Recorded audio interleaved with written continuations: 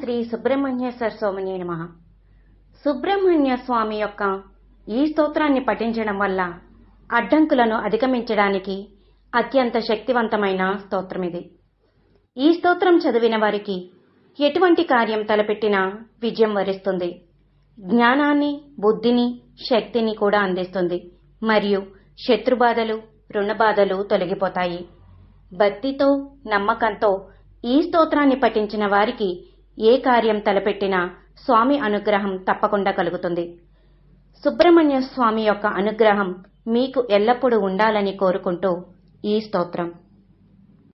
నారదాది దేవయోగి బృంద హృన్నికేతనం బర్హి వర్యవాహమిందు శేఖరేష్టనందనం భక్తలోకరోగ దుఃఖ పాప సంగ భంజనం భావయామి సింధు తీరవాసినం షడాననం తారకారిమింద్రముఖ్య దేవ బృందవందితం చంద్రచందనాది శీతలాంకమాత్మభావితం యక్ష సిద్ధ కిన్నరాది ముఖ్య దివ్య పూజితం భావయామి సింధు తీరవాసినం షడాననం చంపకాబ్జమాలతీ సుమాతిమాల్యభూషితం దివ్య షట్కిరీటహార కుండలాధ్యలం కృతం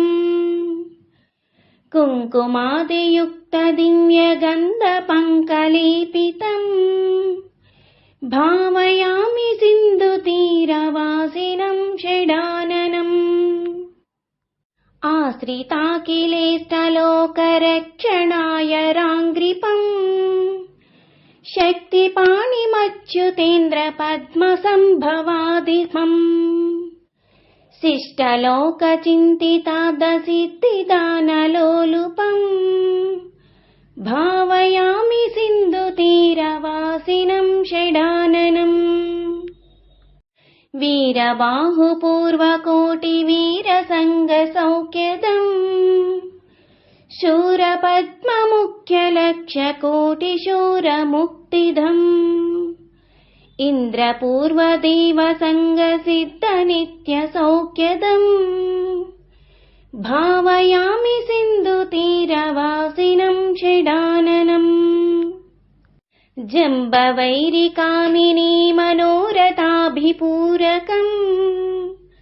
కుంభ సంభవాయ సర్వధర్మసారదాయకం తం భవాబ్ధిపోతమంబికేయమాశు సిద్ధిదం భావయామి సింధు తీరవాసినం షడాననం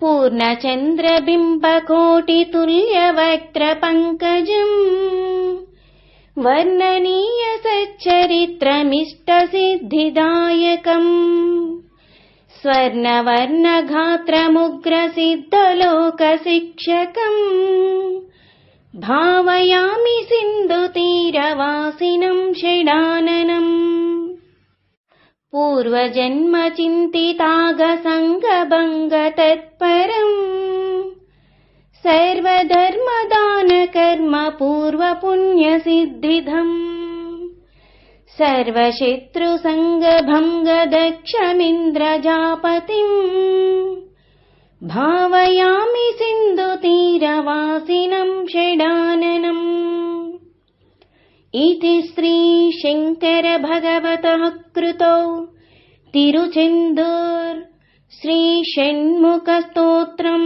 संपूर्णम. నా వీడియో కనుక మీకు నచ్చినట్లయితే లైక్ చేయండి, షేర్ చేయండి, సబ్స్క్రైబ్ చేయండి.